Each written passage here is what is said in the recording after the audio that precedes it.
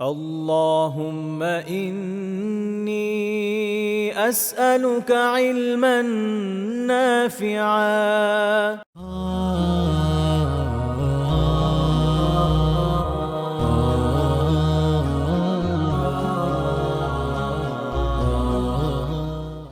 আসসালামু আলাইকুম আরহামাতুল্লাহি ওয়া বারাকাতুহু।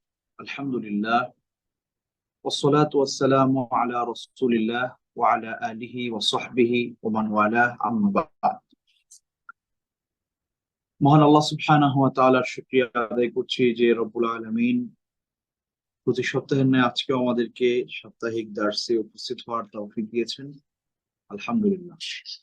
সম্মানিত দিনী ভাই বোনেরা যারা আমাদের সাথে যুক্ত হয়েছেন এবং হবেন, আপনাদের সবাইকে আন্তরিক অভিনন্দন জানাচ্ছি।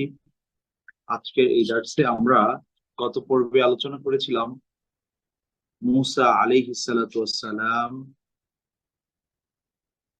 তিনি ফিরআউনের কাছে দাওয়াত নিয়ে যাওয়ার পূর্বে আল্লাহ সুবহানাহু ওয়া তাআলা ওনাকে যে সকল ব্যাপারে সতর্ক করেছেন এবং তিনি নিজেও যে সকল প্রস্তুতি গ্রহণ করেছেন এবং কোন কোন গুরুত্বপূর্ণ বিষয়গুলো তিনি দাওয়াতের ক্ষেত্রে আহ সতর্কতা অবলম্বন করেছেন, হিকমা অবলম্বন করেছেন, এই বিষয়গুলো নিয়ে আমরা কথা বলেছি। কিন্তু আফসোসের ব্যাপার হচ্ছে, আপনি যতই হিকমা অবলম্বন করেন না কেন, যতই সতর্কতা অবলম্বন করেন না কেন, তারপরেও একটা পক্ষ তারা থাকবেই যারা সত্যের বিপরীতে অবস্থান করবে একেবারে শেষ পর্যন্ত। শেষ নিঃশ্বাস ত্যাগের আগ পর্যন্ত তারা সত্য বিমুখ থাকবে। তার জ্বলন্ত উদাহরণ হচ্ছে ফিরআউন। যে ফিরআউন মূসা আলাইহিস সালাতু ওয়াস সালামের সময়ে মিশরের বাদশা ছিলেন। তো আজকে আমরা আলোচনা করব পরবর্তী স্টেপে মূসা আলাইহিস সালাতু ওয়াস সালামের সাথে ফিরআউনের যে ব্যাপারটা ঘটলো। সেটা হচ্ছে, যখন ফিরআউন দেখলো যে মূসা আলাইহিস সালাতু ওয়াস সালামের কাছে বাস্তবতার বাহিরে গিয়ে এমন কিছু অলৌকিকতা প্রকাশ পাচ্ছে যেটা সত্যিকার অর্থেই মানুষ হয়তো প্রমাণ করে, মানুষ হয়তো বুঝে নিবে বা মানুষের কাছে এটা প্রমাণিত হয়ে যাবে যে মূসা একজন মানুষ হওয়া সত্ত্বেও তিনি তার রবের পক্ষ থেকে এমন কিছু শক্তি, এমন কিছু ক্ষমতা, এমন মানে অলৌকিক কোন একটা কিছু তিনি পেয়েছেন যেটা প্রমাণ করে যে তিনি সাধারণ কোনো মানুষ নন, তিনি আল্লাহর পক্ষ থেকে প্রেরিত একজন রাসূল এবং তার কথা অনুযায়ী চলা উচিত। এই জায়গা থেকে ফিরআউন যেটা চেয়েছে তা হচ্ছে যে, যদি তাদের জনশক্তির কাছে মূসাকে পরাস্ত করা যায়, আলাইহিস সালাতু ওয়াস সালাম মূসা আলাইহিস সালাতু ওয়াস সালামকে যদি পরাস্ত করা যায়, তাকে দুর্বল করা যায়, তাকে পরাজিত করা যায়, তাহলে সাধারণ জনগোষ্ঠী যারা, তারা মূসা থেকে মুখ ফিরিয়ে নেবে। আর এই কারণেই ফিরআউন নিজের পক্ষ থেকেই মূসা আলাইহিস সালাতু ওয়াস সালামের সাথে একটা যুদ্ধে লিপ্ত হইতে চাইল। সেটা কি? সেই যুদ্ধটা কিসের? মূসা আলাইহিস সালাতু ওয়াস সালাম যেই মুআজিজা প্রকাশ করেছেন সেটাকে ভুল প্রমাণিত করা, সেটাকে পরাস্ত করার যুদ্ধ। তো এই চিন্তা থেকেই সূরা তাহাতে আল্লাহ সুবহানাহু ওয়া তাআলা এই বিষয়গুলো সুন্দর করে উপস্থাপন করেছেন। আমি একটু তিলাওয়াত করছি।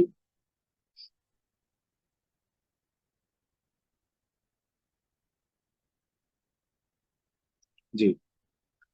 যখন মূসা আলাইহিস সালাতু ওয়াস সালাম ফিরআউনের সামনে ওনার পক্ষে যে মুআজিজা প্রদর্শন করা সম্ভব ছিল এবং আল্লাহ ওনাকে যে শক্তি সামর্থ্য দান করেছেন, এজ এ রাসূল হিসেবে ওনাকে কবুল করেছেন, এগুলো দেখার পরে ফিরআউন বলল, ফালানাতিয়ান্নাকা বিসিহরিম মিসলি ফাজআল বাইনানা ওয়া বাইনাকা মাওঈদা লা নুখলিফুহু নাহনু ওয়ালা আনতা মাকানান সুওয়া। قال موعدكم يوم الزينة وأن يحشر الناس ضحى فتولى فرعون فجمع كيده ثم أتى قال لهم موسى ويلكم لا تفتروا على الله كذبا فيسحتكم بعذاب وقد خاب من افترى আচ্ছা মুসা আলাইহিস সালাতু ওয়াস সালামকে ফিরআউন বলল যে তুমি যেটা দেখাচ্ছ এটা জাদু, সুতরাং তোমার এই জাদুর মোকাবেলায় আমি এর চেয়ে উত্তম কোনো কিছু এনে দিব, বা এই ধরনের জাদু আমি নিয়ে আসবো এবং তোমাকে আমি পরাস্ত করব। সুতরাং ফাজআল বাইনানা ওয়া বাইনাকা মাওঈদা, আসো আমরা একটা অ্যাপয়েন্টমেন্টের ঘোষণা দিই, কোন একটা দিন নির্ধারণ করি, যেই দিনে আমি আমার রাষ্ট্রে যারা জাদুবিদ্যায় পারদর্শী তাদের সবাইকে আমি নিয়ে আসবো, আর তুমি যা দেখাচ্ছ সেটাও তুমি উপস্থাপন করবা, এবং সেখানে সাধারণ জনগোষ্ঠী যারা আছে তারা উপস্থিত থাকবে। পরবর্তীতে সিদ্ধান্ত হলো ক্বালা মাওঈদুকুম ইয়াউমুজ যিনা ওয়া আন ইউহশারান নাসু দুহা। তো তৎকালীন সময়ে কোন একটা দিবস ছিল এমন, যে দিবসে একটা উৎসব সেখানে হতো, সেই উৎসবে সকল ধরনের মানুষেরা উপস্থিত হতেন।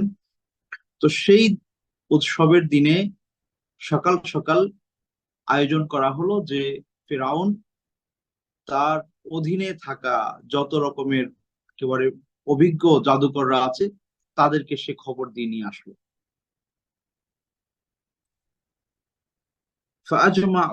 فأجمعوا كيدكم ثم أتوا صفا وقد أفلح اليوم من استعلى, এবং ঘোষণা করা হলো যে আজকে যে বিজয়ী হবে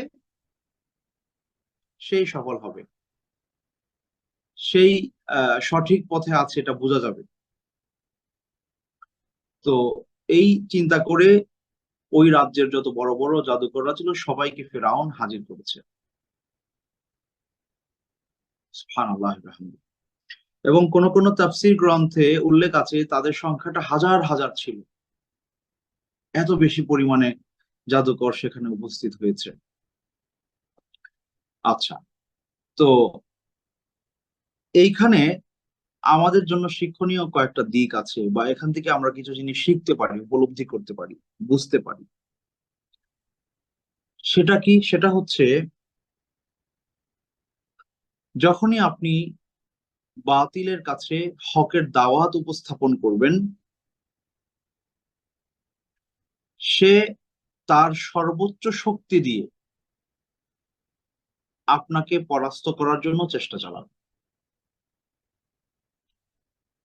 সেটা যেভাবেই হোক না কেন। যেমনটা ফিরআউন করেছে, যখন সে দেখলো যে মূসা আলাইহিস সালাতু ওয়াস সালাম যা উপস্থাপন করছে সে ব্যক্তিগতভাবে সেটা বন্ধ করতে বা সেটার মোকাবেলা করতে অক্ষম, তখন সে কি করলো?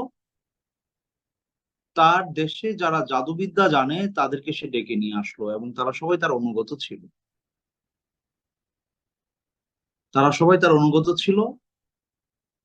এবং তারা ফিরআউনের পক্ষের শক্তি ছিল শুরুর দিকে, এবং তাদের মাধ্যমেই সে মূসা আলাইহিস সালাতু ওয়াস সালামকে পরাজিত করতে চাইল। এবং যুগে যুগে এই ধরনের চিন্তা চেতনা অবস্থা বিদ্যমান থাকবে। যখনই আপনি বাতিল পক্ষের সামনে দাঁড়াবেন, তারা আপনাকে পরাস্ত করার জন্য তাদের কাছে যত রকমের হাতিয়ার আছে সব ধরনের হাতিয়ার তারা ব্যবহার করবে, আপনার উপরে জুলম করার জন্য, আপনাকে নাজেহাল করার জন্য, আপনাকে পরাজিত করার জন্য, আপনার মান সম্মান ক্ষুণ্ণ করার জন্য, আপনাকে মানুষের সামনে লজ্জিত করার জন্য, যা দরকার যত রকমের হাতিয়ার আছে তারা সবটা ব্যবহার করবে। এটা বাতিলপন্থীদের একটা বৈশিষ্ট্য, যুগে যুগে ছিল, এখনো আছে। এরপরে দেখেন, যে জাদুকরদেরকে ফিরআউন ডেকে নিয়ে আসলো, তারা কি কারণে ফিরআউনের কাছে আসছে? দুইটা কারণে আসছে, দুইটা মৌলিক কারণে তারা ফিরআউনকে সমর্থন যোগাইছে। এক নাম্বার, ফিরআউন যেহেতু ক্ষমতাধর, সুতরাং তার আনুগত্যের বিকল্প আসলে তাদের ছিল না, অবশ্যই তার আনুগত্য করা জরুরি ছিল। কিন্তু এখানেই কিন্তু শেষ না, আমি শুরুর দিকের কথা বলছি। পরবর্তীতে তারা যখন পরাজিত হলো, তারা হক বুঝতে পেরেছিল, সেটা পরের কথা। আমি আগে আসতেছি, মানে প্রতিযোগিতায় লিপ্ত হওয়ার আগে, বিতর্কে লিপ্ত হওয়ার আগে, ওই মেলার দিনে নিজেদের জাদু উপস্থাপন করা, মুসা আলাইহিস সালামের মুজিজা উপস্থাপন করা, এই ঘটনার আগের কথা বলছি। ফেরাউন যে জাদুকরদেরকে ডেকে নিয়ে আসছিল, তারা দুই কারণে ফেরাউনের কাছে এসেছিল। এক নাম্বার, ফেরাউন যেহেতু ক্ষমতাধর, প্রতাপশালী, তৎকালীন সময়ের বাদশাহ, তার আনুগত্যের বাইরে যাওয়ার সুযোগ তাদের ছিল না, অবশ্যই তারা আসতে বাধ্য, এবং তারা আসছে। কিন্তু এখানেই ব্যাপারটা এরকম ছিল তা না, বরং তারা, যারা এসেছিল জাদুকররা, তাদের একটা উদ্দেশ্য ছিল যে তারা যদি আজকে বিজয়ী হয় তাহলে ফেরাউনের নৈকট্য লাভ করবে, তার খুব কাছাকাছি যেতে পারবে, রাষ্ট্রীয় মেহমান হয়ে থাকতে পারবে, এবং ওই রাষ্ট্রের যত রকমের সুবিধা, সুযোগ, উপঢৌকন, যা যা দরকার সবকিছু তারা ফেরাউনের থেকে পাবে। এই স্বপ্ন তারা দেখে কিন্তু মুসা আলাইহিস সালামের বিপরীতে অবস্থান নিয়েছিল শুরুর দিকে। সম্মানিত দিনী ভাইরা, প্রিয় বোনেরা, যারা আমাদেরকে দেখছেন, আমাদের দেশের অনেক মানুষেরাই সরকারের নানান পোস্টে তারা চাকরি করেন, বিভিন্ন বাহিনীতে চাকরি করেন। সরকার প্রধান বা তারা, সরকার পক্ষ যদি কখনো কোনো রকমের জুলুমের আশ্রয় গ্রহণ করে কারো ব্যাপারে, সেখানে সরকার বা যারা ক্ষমতায় থাকেন, তারা যেটা করেন, তাদের যে বাহিনী আছে সেই বাহিনীকে তারা ব্যবহার করে। এখন ওই বাহিনীতে যারা আছে, পুলিশ হোক বা আরো যারা আছে, তারা সরকারের আনুগত্য তাদেরকে করতেই হবে। চাকরি চাকরি রক্ষার স্বার্থে তারা সেই কাজগুলো আঞ্জাম দেন, এবং অধিকাংশ ক্ষেত্রে, অনেক ক্ষেত্রে দেখা যায় ওই কাজগুলো যাদের উপরে তারা চাপিয়ে দিচ্ছে সেগুলো জুলম। সেক্ষেত্রে অনেকেই নিজেদের অবস্থা, নিজেদের কি বলে, চাকরির স্টেটাস আরেকটু ভালো করার স্বার্থে, অবস্থানটাকে আরেকটু পাকাপোক্ত করার স্বার্থে ওই ধরনের জুলমে তারা সমর্থন যোগান, মাজলুমের বিপক্ষে অবস্থান করে জুলমে তারা সহযোগিতা করেন, এবং তারাই জুলমগুলো করেন মূলত।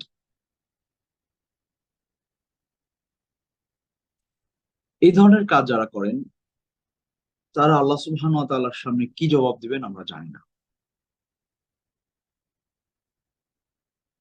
তারা হয়তো মুসলিম, নিজেদেরকে মুসলিম দাবি করেন, হয়তো তারা নামাজও পড়েন, কেউ কেউ বাইতুল্লাহ জিয়ারতে আসেন, উমরায় আসেন, হজে আসেন, নিজেদেরকে মুসলিম দাবি করেন, কিন্তু স্পষ্ট হওয়ার পরেও তাদের সামনে যে আমরা যে কাজগুলো করছি এগুলো জুলম,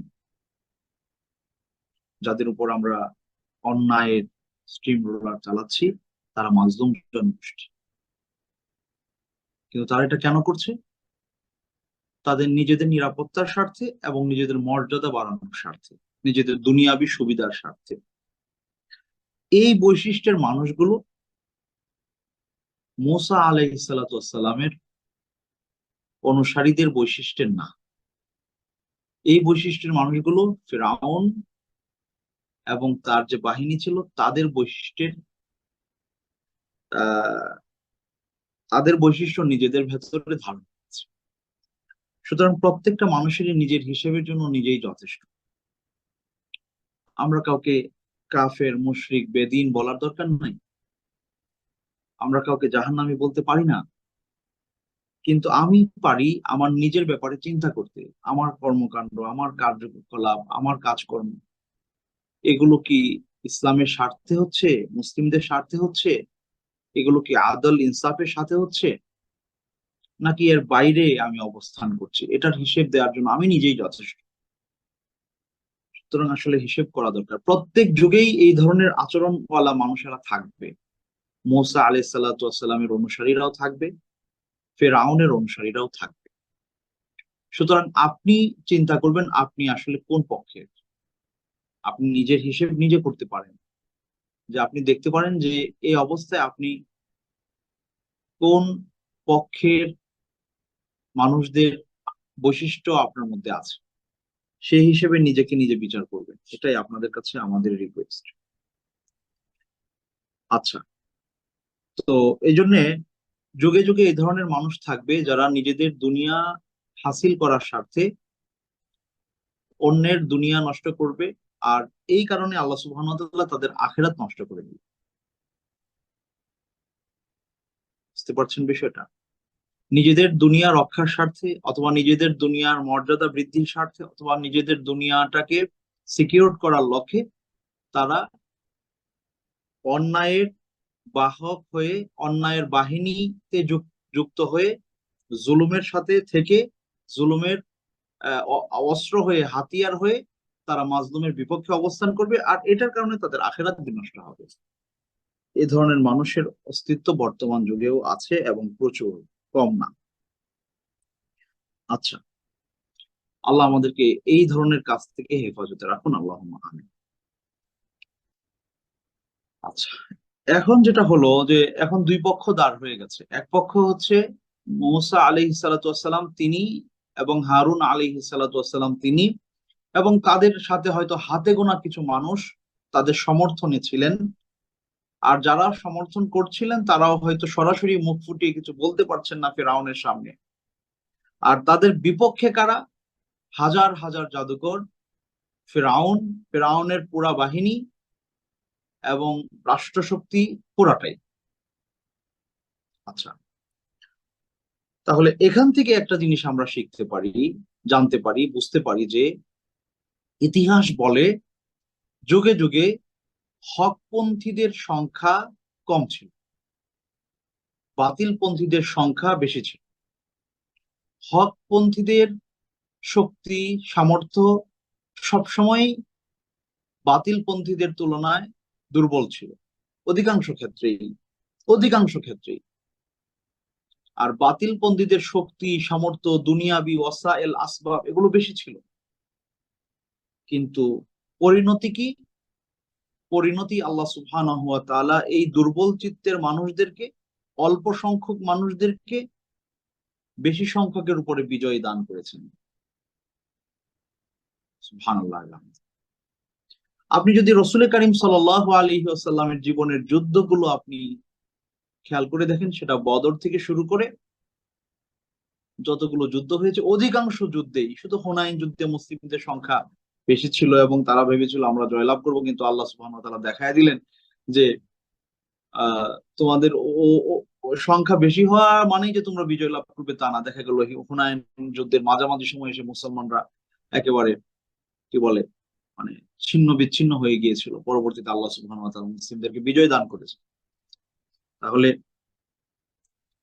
সংখ্যা বেশি হলেই বিজয় হবে তা না, বরং যুগে যুগে যেটা হয়েছে, মুসলিমদের জনশক্তি কম ছিল, তাদের শত্রুদের তুলনায় তাদের যে প্রস্তুতি সেটাও দুর্বল ছিল।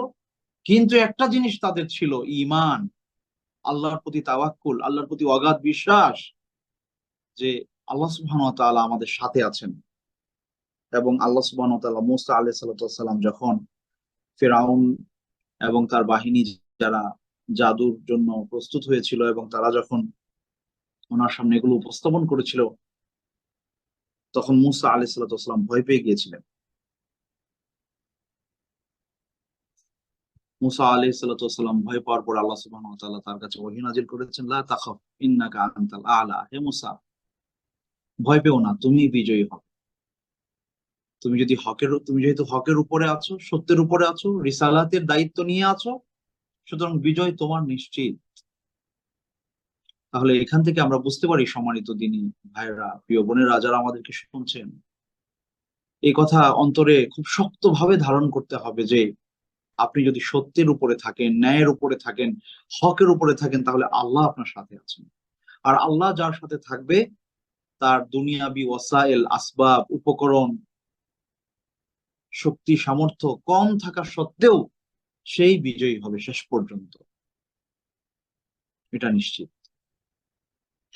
এরপর আরেকটা গুরুত্বপূর্ণ বিষয় এখান থেকে আমরা বুঝতে পারি, আচ্ছা, আমরা একটু ঘটনার দিকে আগাই। কি হলো? তো যখন দুই পক্ষ ওই ওই জায়গায় উপস্থিত হলো, যেখানে সবাই সবার মুসা আলাহিসাল্লাম তার মুজিজা তাদের সামনে পেশ করবেন, আর তারা তাদের জাদু মুসা আলাহিসাল্লামের সামনে পেশ করবে, এই অবস্থায় যখন উপনীত হলো এবং চারপাশে হাজার হাজার তৎকালীন সময়ের যত মানুষ ছিল, এটা তো আগে থেকে ঘোষণা ছিল, ব্রেকিং নিউজ জায়গায় জায়গায় পাঠানো হয়েছে, জানানো হয়েছে মানুষদেরকে যে এই দিনে এরকম একটা প্রতিযোগিতার আয়োজন হবে এবং যে বিজয়ী হবে সেই আসলে হকপন্থী, এটা বোঝা যাবে। মানুষের আগ্রহ উদ্দীপনা খুব বেশি পরিমাণে ছিল এবং প্রচুর পরিমাণে দর্শক সেখানে উপস্থিত হয়েছে এটা দেখার জন্য কি ঘটে। এক পক্ষে মুসা আলাইহিস সালাম, হারুন আলাইহিস সালাম, আর অপর পক্ষে ফিরআউন এবং হাজার হাজার তাদের বাহিনী। তো قالوا يا موسى إما أن تلقي وإما أن نكون أول من ألقى। তারা বললেন যে মুসা, এখন আমরা প্রতিযোগিতায় লিপ্ত হতে যাচ্ছি, তো এই এই আসরে তুমি কি আগে তোমার যা দেখাতে চাও সেটা প্রদর্শন করবা, নাকি আমরা আগে যা চাই তা প্রদর্শন করবো? ক্বালা বাল আলকু। মুসা আলাইহিস সালাম বলেন, তোমরা আগে তোমাদেরটা আমার সামনে উপস্থাপন করো। ফাইদা হিবালুহুম ওয়া ইসিয়ুহুম ইউখায়্যালু ইলাইহি মিন সিহরিহিম আন্নাহা তাসআ ফাআওজাসা ফি নাফসিহি খাইফাতাম মুসা কুলনা লা তাখাফ ইন্নাকা আনতাল আ'লা। তখন মুসা আলাইহিস সালাম বললেন, না না, তোমরা আগে তোমাদেরটা উপস্থাপন করো, তোমরাই আগে উপস্থাপন করো। ওলামায়ে কেরাম বলেন যে এখান থেকে একটা জিনিস আমাদের শেখার আছে, সেটা হচ্ছে যখন কোনো বাতিল শক্তির সাথে আপনি বিতর্কে লিপ্ত হবেন। আজকে তো আমরা বিতর্ক করি নিজেদের মধ্যে বিতর্ক, মানে উনিও মুসলিম আহলুস সুন্নাহ ওয়াল জামাতের অধিকারী, আমিও আহলুস সুন্নাহ ওয়াল জামাতের অধিকারী, কোনো একটা ইখতিলাফি মাসআলা নিয়ে আমরা বিতর্ক করছি। এটা অনুচিত, এটা কোনোভাবেই উচিত না। কোনো মাসআলা যদি ইখতিলাফ থাকে, এক পক্ষ একেবারে 100% সঠিক, আরেক পক্ষ কে বাতিল বলে ফেলা, এটা একটা বড় ভুল। বরং এভাবে বলা উচিত যে এই মাসআলায় ইখতিলাফ আছে, উলামাদের মত পার্থক্য আছে, আমার কাছে যুক্তির কারণে দলিলের কারণে এই মতটা সঠিক মনে হয়, তবে আমার বিপরীত যেই ভাই অন্য আরেকটা মত উপস্থাপন করেছেন সেটাও সঠিক হওয়ার সম্ভাবনা রাখে। ইমাম শাফিঈ রাহিমাহুল্লাহ বলতেন যে রাই সাওয়াবুন ইয়াহতামিলু আল খাতা। এই ধরনের মাসআলায়, যেই মাসআলায় ইখতিলাফ আছে, উলামাদের মধ্যে মতানৈক্য আছে, মত পার্থক্য আছে, এই ধরনের মাসআলায় ইমাম শাফিঈ রাহিমাহুল্লাহ চমৎকার কথা বলেছেন। তিনি বলতেন যে এই মাসআলায় আমি আমার মত উপস্থাপন করেছি এবং আমার কাছে এটা সঠিক মনে হচ্ছে, আমি মনে করছি এটাই সঠিক, তাই আমি এই মতের পক্ষে। ওয়ারাইউ গায়রি খাতা, আমার কাছে অন্যের মতটা আমার কাছে ভুল মনে হচ্ছে, তবে বাস্তবতা হচ্ছে যে রাই সাওয়াবুন ইয়াহতামিলুল খাতা, আমার কাছে আমার মতটা সঠিক মনে হচ্ছে, তবে এটাও ভুল হওয়ার সম্ভাবনাও, এটা মানে ভুল হওয়ার সম্ভাবনা ছেড়ে দেওয়া যায় না, এটা ভুলও হতে পারে। ওয়ারাইউ গায়রি খাতা, এবং অন্যের মতটা আমার কাছে ব্যাঠিক কিন্তু ইয়াহতামিলুস সাওয়াব, সেটাও সঠিক হওয়ার সম্ভাবনা রাখে।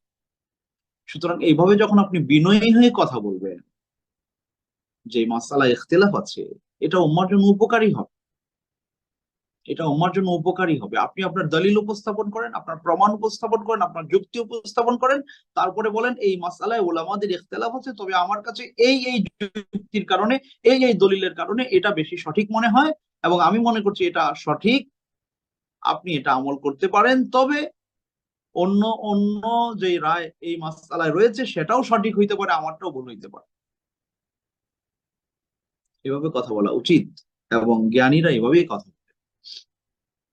তো বিতর্ক হবে কাদের সাথে? বাতিলদের সাথে, যেখানে হক এবং বাতিল দুই পক্ষ থাকবে, আলো অন্ধকার, রাত দিন, জান্নাত জাহান্নাম, সঠিক ব্যাঠিক দুইটা পক্ষ থাকবে। মুসা ফিরআউন, ইব্রাহিম নমরুদ, মুহাম্মদ আবু জাহাল, আবু লাহাব, উতবা শাইবা, এই ধরনের পরিস্থিতি হবে। মুসলিম আস্তিক আর তারা নাস্তিক, এই ধরনের বিতর্ক তৈরি হবে। আমাদের বিতর্ক হবে বাতিলপন্থীদের সাথে। মুসলিমদের সাথে আমাদের বিতর্ক, বিতর্ক কেন হবে?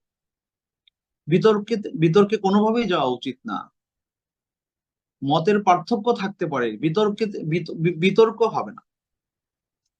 আল্লাহ আমাদের হেফাজত করুন। তো এখান থেকে যে জিনিসটা আমরা জানতে পারি বা শিখতে পারি সেটা হচ্ছে, আমরা যখন বাতিলপন্থী যারা তাদের সাথে বিতর্কে লিপ্ত হব কোনো বিষয়ে, জ্ঞানগত দিক থেকে হোক বা যে কোনো ব্যাপারে হোক, আমরা প্রথমে বলবো যে তোমরা তোমাদের সংশয়গুলো আমাদের সামনে উপস্থাপন করো, তোমার আপত্তিগুলো আমার সামনে তুলে ধরো। ইসলাম নিয়ে তোমার আপত্তি আছে, হ্যাঁ, তোমার আপত্তিগুলো তুলে ধরো, তোমার সংশয়গুলো তুলে ধরো, তোমার অসুবিধা কোথায় কোথায় হচ্ছে এগুলো আমার সামনে তুলে ধরো। তাদেরকে আগে অফার করা, হ্যাঁ তোমরা আগে তোমাদের প্রশ্নগুলো, তোমাদের সংশয়গুলো, তোমাদের আপত্তিগুলো দাও, এরপরে আমরা এগুলোর জবাব দান করব কোরআন এবং সুন্নাহর আলোকে। এটাই পদ্ধতি। মুসা আলাইহিস সালাম এখানে তাই করেছেন। তাদেরকে আগে বলেছেন যে তোমাদের কাছে কি আছে জাদু, সেই জাদু আমার সামনে উপস্থাপন করো, এরপরে আমি আল্লাহর পক্ষ থেকে আগত মুজিজা দিয়ে সেগুলো জবাব দিয়ে দিব। আল্লাহু আকবার। তিনি তাই বলেছেন যে বাল আলকু, তোমরা আগে নিক্ষেপ করো তোমাদের সাথে যা আছে এগুলো। আল্লাহু আকবার। তারপরে মুসা আলাইহিস সালাতু ওয়াস সালাম ফাআউজাসা ফি নাফসিহি খীফাতাম মুসা, মুসা আলাইহিস সালাতু ওয়াস সালাম তাদের এত এত মানুষের এই তাদের হাতে যে রশি ছিল বা যাই ছিল, তারা যখন সেগুলো নিক্ষেপ করলো, এগুলো ফাইদা হিবালুহুম ওয়া আসিয়ুহুম ইউখায়্যালু ইলাইহি মিন সিহরিহিম আন্নাহা তাসআ, তাদের হাতের লাঠি এবং তাদের যে রশি, এগুলো ফেলে দেওয়ার পরে হাজার হাজার এরকম বিশাল বিশাল মানে সাপের মতো হয়ে এগুলো নড়াচড়া করছে। মুসা আলাইহিস সালাম এটা দেখে নিজের ভেতরে ভয় অনুভব করলেন। আল্লাহ সুবহানাহু ওয়া তাআলা বলেন, কুলনা লা তাখাফ ইন্নাকা আনতাল আ'লা, তুমি ভয় পেও না মুসা, তুমি বিজয়ী হবা। এখানে আমাদের জন্য একটা শিক্ষা আছে সম্মানিত দিনী ভাইরা।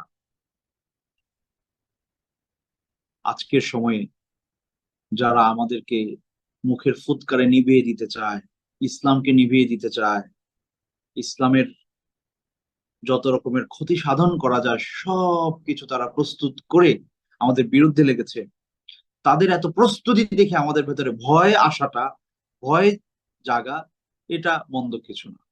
ভয় জাগতে পারে, ভয় আসতে পারে, এই ভয় আসাটা মন্দের কিছু না। আজকে আপনি যদি ফিলিস্তিনের দিকে তাকান, গাজার দিকে তাকান, মসজিদে আকসার দিকে তাকান, আপনি আমাদের দেশের দিকেও যদি তাকান, নানান সেক্টরে শিক্ষা ব্যবস্থা, বর্তমান প্রজন্মের বেড়ে ওঠা, গড়ে ওঠা, নানান দিক থেকে তারা হয়তো অস্ত্রের যুদ্ধ তারা করছে না, কিন্তু বুদ্ধিবৃত্তিক যুদ্ধে তারা লিপ্ত আছে। তারা তাদের প্রস্তুতি গ্রহণ করে আমাদের প্রজন্মকে ধ্বংস করতে চাচ্ছে। এগুলো দেখলে পরে ভয় লাগে, আসলে কি হচ্ছে, কি হবে। ইসলামকে এভাবেই এভাবেই সমূলে শেষ হয়ে যাবে, এভাবেই একদম নিঃশেষ হয়ে যাবে? আমাদের আমাদের পরবর্তী প্রজন্মের কাছে কি আমরা দিন রেখে যেতে পারবো না? এই ভয় জায়গাটা খারাপ কিছু না।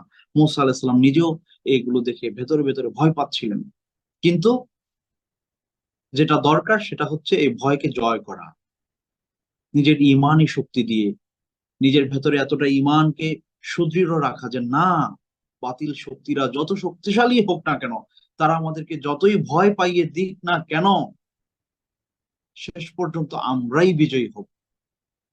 ওয়াল আকিবাতু লিল মুত্তাকিন, শেষ পরিণতি, ভালো পরিণতি একমাত্র মুত্তাকিদের জন্যই হবে, কারণ আল্লাহ আমাদের সাথে আছেন।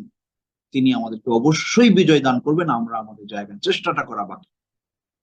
আমাদের যদ্দূর আছে ওদ্দূর নিয়ে আমরা চেষ্টা করব, আল্লাহ আমাদেরকেই বিজয় দান করবেন, আমরাই তাদের উপরে বিজয়ী হব।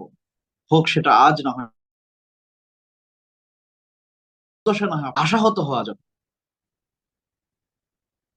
জন্য বলে যে আপনি যখন তীর টানবেন, আপনি যত লম্বা করে টানবেন এটা তত দূরে যাবে। অনেক সময় যুদ্ধের ময়দানে মুসলিমরা পিছু হটার মতো সিদ্ধান্ত নিয়ে আমরা পিছু হটতেছি। অনেক সময় এই পিছু হটাটা, পিছনে চলে যাওয়াটা নিজের শক্তিটাকে সঞ্চয় করে ঝাঁপিয়ে পড়ার একটা ওয়াসিলা।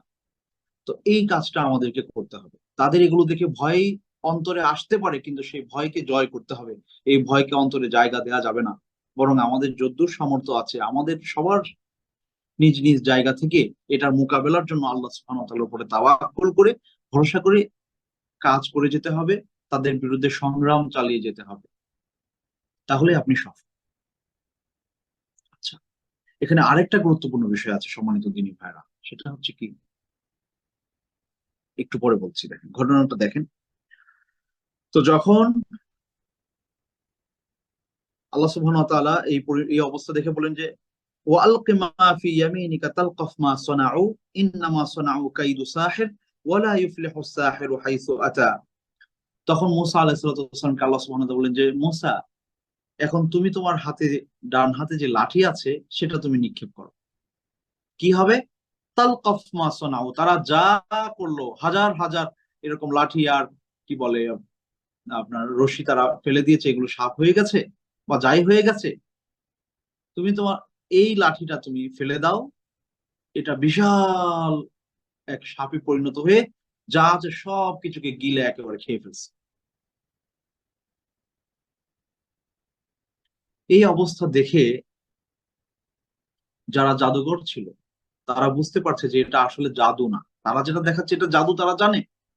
প্রত্যেকেই তার নিজের দুর্বলতা সম্পর্কে খুব ভালো জানে, অন্য কেউ না জানে। নিজের হাকিকত সম্পর্কে প্রত্যেকেই ভালো জানে, অন্য কেউ না জানে। তো তারা যখন এটা দেখলো তখন খুব সহজে বুঝতে পারলো যে মুসা আলাইহিস সালাম যা প্রদর্শন করছেন তা আসলে জাদু বলতে কিছুই না। এটা অবশ্যই অলৌকিকতা, এটা অবশ্যই আল্লাহর পক্ষ থেকে আসা এক শক্তি, যেটার কাছে সবাই আসলে অক্ষম। এই অবস্থা দেখে তারা সবাই মুসা আলাইহিস সালামের হককে মেনে নিলেন এবং তারা ফাউলকিয়া সাহারাতু সুজদা ক্বালু আমান্না বিরব্বি হারুনা ওয়া মূসা। তারা বলে উঠলেন যে আমরা ঈমান আনলাম মুসা এবং হারুনের রবের প্রতি, এবং তারা সবাই সিজদায় পড়ে গেলেন। আল্লাহ সুবহানাহু ওয়া তাআলার এই মহত্ব, এই বড়ত্ব, এই শ্রেষ্ঠত্বের কাছে তারা নতি স্বীকার করে। এটা আমাদেরকে কি শেখায় সম্মানিত দিনী ভাইরা, প্রিয় বোনেরা যারা আমাদেরকে শুনছেন? এই জায়গাটা আমাদেরকে কি শেখায় জানেন? আজকের আজকের এই দার্সের সবচেয়ে গুরুত্বপূর্ণ শিক্ষাটা হলো এটা, যখন যেটা আমি এখন বলছি। এই ঘটনা আমাদেরকে শেখায় ইসলাম বিদ্বেষীরা, যারা ইসলামকে মিটিয়ে দিতে চায়, ধ্বংস করতে চায়, একেবারে নিশ্চিহ্ন করে দিতে চায় আমাদেরকে, মুখের ফুৎকারে ইসলামকে নিভিয়ে দিতে চায়। যে পরাশক্তি, সে যত বড় শক্তি হোক না কেন, সে যখন তার সমস্ত শক্তি নিয়ে আমাদের মতো দুর্বলদের বিরুদ্ধে লড়তে আসবে, আল্লাহ সুবহানাহু ওয়া তাআলা তাদের ওই বাহিনীর মধ্যেই এমন এমন কিছু রেখে দিবেন, যারা আমাদের ঈমানের এই জজবা দেখে, আমাদের ঈমানের এই চেতনা দেখে, আমাদের ঈমানের এই এই আকাঙ্ক্ষা, আল্লাহ সুবহানাহু ওয়া তাআলার প্রতি নিজেকে বিলিয়ে দেওয়ার এই স্বপ্ন, এই এই স্যাক্রিফাইস, এই ত্যাগ, এই বাস্তবতা তাদের চোখের সামনে স্পষ্ট হওয়ার পর ওই জায়গা থেকেই এমন এক শক্তি তৈরি হবে, আর সেই শক্তিটাকে ওই বাহিনী তারাই নিয়ে আসবে, এবং সেটার মাধ্যমে আমাদের বিজয় আল্লাহ আমাদেরকে দান। সুতরাং রাত যত গভীর হয়, ফজর উদিত হওয়ার সময় তত কাছাকাছি আসে। আপনি আমি দেখতেছি যে কোনো উপায় নাই, কোনো সুযোগ নাই, এত এত সোলজার, এত এত শক্তি, এত এত কামান, এত এত ট্যাঙ্ক, এত এত ক্ষেপণাস্ত্র, এত কিছু গাজদাকে নষ্ট করে দিচ্ছে, শেষ করে দিচ্ছে। কিন্তু এখনো পর্যন্ত ওইখানে এমন কিছু মানুষ আছেন যারা শাহাদাতের জন্য প্রস্তুতি নিয়ে প্রত্যেকটা ক্ষণ পার করছেন। দেখবেন আল্লাহ সুবহানাহু ওয়া তাআলা এই স্যাক্রিফাইসের বদলতে সেখানে যারা ধ্বংস করতে আসতেছে, যারা শেষ করে দিতে চায়, যারা একেবারে ভ্যানিশ করে দিতে চায়, তাদের তাদের সহযোগী তাদের কিভাবে বলবো বিষয়টা, তাদের মধ্য থেকেও অনেক মানুষ দ্বীনের জন্য কবুল হতে পারে।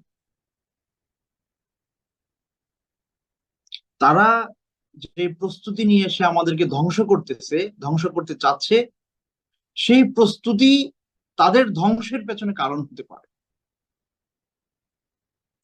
আপনি দেখেন মূসা আলাইহিস সালামকে ধ্বংস করার জন্য ফেরাউন তাদেরকে হায়ার করে, ভাড়া করে, তাদেরকে বিশাল বিশাল উপহার, উপঢৌকন, নানান রকমের স্বপ্ন দেখিয়ে নিয়ে আসছে। আর এই মানুষদের হাত ধরেই মূসা আলাইহিস সালামের বিজয় নিশ্চিত হলো এবং ফেরাউনের ভরাডুবি। এই প্রতিযোগিতার পরে কি ঘটনাটা ঘটলো? যখন এই জাদুকর সবাই মুসা আলাইহিস সালামকে মানে তার দ্বীনকে মেনে নিয়ে আল্লাহর জন্য সিজদা করলেন এবং ঘোষণা দিলেন, আমান্না বিরব্বি হারুন ওয়া মুসা, মুসা এবং হারুনের রবের প্রতি আমরা ঈমান এনেছি। এটা ওই সকল ওই সময়ের যত মানুষ এই ঘটনা দেখতেছিল তাদের সবার জন্য বিশাল এক দাওয়াতের কারণ ছিল, ইসলামের বিজয়ের কারণ। তাহলে ইসলামের বিজয়টা পেছনে কারণ কে হয়েছে? ফেরাউন নিজে হয়েছে। সেই তো এই ধরনের আয়োজন তৈরি করেছে। এই উৎসবে এই আয়োজনের মানে প্রস্তাবনা তার পক্ষ থেকেই আসছিল। তাহলে যারা আজকে আমাদেরকে নিভিয়ে দিতে চায়, আমাদেরকে ধ্বংস করতে চায়, আমাদেরকে দুনিয়া থেকে নিশ্চিহ্ন করতে চায়, তারা প্রস্তুতি নিচ্ছে, তারা আমাদেরকে ধ্বংসের জন্য চেষ্টা চালাচ্ছে। এই তাদের প্রচেষ্টা, এই তাদের সরঞ্জামাদি, এই তাদের অস্ত্র শস্ত্র যা কিছু আছে, হয়তো এগুলোই কোনো না কোনো ভাবে, কোনো না কোনো ভাবে মুসলিমদের পক্ষে কাজ করে। আমরা জানি না কিভাবে, কিন্তু হবে, এমনটা হবে। আজকে যত জায়গায় আপনি যাদেরকে পড়ার শক্তি দেখতে পাচ্ছেন, ইসলামের বিপরীতে তারা অবস্থান করে ইসলামকে শেষ করে দেওয়ার জন্য সকল রকমের প্রস্তুতি সম্পন্ন করেছে, এই প্রস্তুতিগুলি তাদের ধ্বংসের পেছনে কাজে লাগবে। আল্লাহ আমাদের সবাইকে এই হকগুলো বোঝার তৌফিক দান করুন এবং নিজেদের জায়গা থেকে যতটুকু সামর্থ্য আমাদের আছে সবটুকু বিলিয়ে দিয়ে আল্লাহর পথে নিবেদিত প্রাণ হয়ে জীবনযাপনের তৌফিক দান করুন, আল্লাহুম্মা আমিন। এরপরে কি হলো?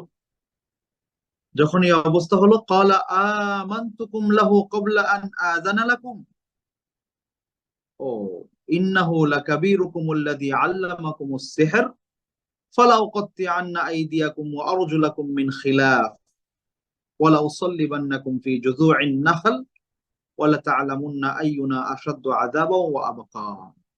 এরপরে কি হলো? এই ঘটনা দেখে ফেরাউন লজ্জিত হলো, পরাজিত হলো। লজ্জা,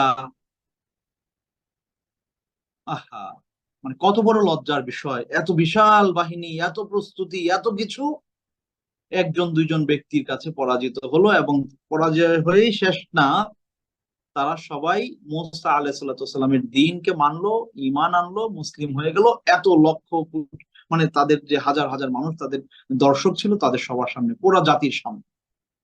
এটা ফেরাউনের জন্য বিশাল লজ্জার কারণ ছিল। তো যখন সে পরাজিত হলো, সে উত্তেজিত হয়ে গেল। অহংকারীরা পরাজিত হলে উত্তেজিত হয়, আর জ্ঞানীরা পরাজিত হলে নিজের ত্রুটি বুঝতে চেষ্টা করে। কথাটা খুব গুরুত্বপূর্ণ সম্মানিত দিনী ভাইরা। যারা অহংকারী, তারা যখন পরাজিত হয় তখন তারা উত্তেজিত হয়ে ওঠে, সীমা লঙ্ঘন করে, যা ইচ্ছা তা করে ফেলতে চায়। কিন্তু জ্ঞানী মানুষেরা, বুদ্ধিমানেরা, হকপন্থীরা পরাজিত হলে নিজের ত্রুটিটা খুঁজে দেখে যে আসলে কি কারণে আমি পরাজিত হলাম, এখানে আমার ত্রুটিটা আসলে কোথায় ছিল, সঠিক আসলে কোনটা, সে ওটা খুঁজে। এটা একেবারে আপনি পরিবার থেকে শুরু করে আপনার পরিবারে, সমাজে, রাষ্ট্রে, সবখানে এটা দেখবেন। যারা অহংকারী, তারা যখন পরাজিত হয় উত্তেজিত হয়ে যায়, সীমা লঙ্ঘন করে। ফেরাউনও তাই করলো, বললো যে আমার অনুমতি ছাড়াই আমি তোমাদেরকে নিয়ে আসছি, তোমরা আমার বাহিনীর লোক, আমার অধীনের লোক, আমার রাষ্ট্রে বসবাস করো, আমি তোমাদেরকে এই অনুষ্ঠানে নিয়ে আসছি, এই প্রতিযোগিতায় নিয়ে আসছি, আমার দলের মানুষ তোমরা, আর আমার অনুমতি ছাড়াই তোমরা মুসাকে মাইনা নিলা। ও, বুঝতে পারছি, এই মুসাই তোমাদেরকে এই জাদু শিখাইছে, সেই ইন্নাহু লাকাবীরুকুম আল্লাযী আল্লামাকুমুস সিহর, তোমাদের জাদুর শিক্ষক হচ্ছে এই মুসা। তো তোমরা একই একই কাতারের লোক।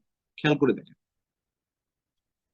এই মানুষটা, সে এই জাদুকরদেরকে হায়ার করে, ভাড়া করে, টাকা দিয়ে, পয়সা দিয়ে, সম্মান সুখ্যাতির আশ্বাস দিয়ে নিয়ে আসছে মুসার বিরুদ্ধে লড়ার জন্য। আর এই এই মানুষগুলো হক স্পষ্ট হওয়ার পরে যখন মুসাকে মেনে নিল, তখন ফেরাউন বলতেছে, ও তোমরা একই গোত্রের লোক, তোমরা একই স্বজাতি, তোমরা একে অপরের বন্ধু, আর সে তোমাদের বড় জাদুকর, সে তোমাদেরকে জাদু শিখাইছে।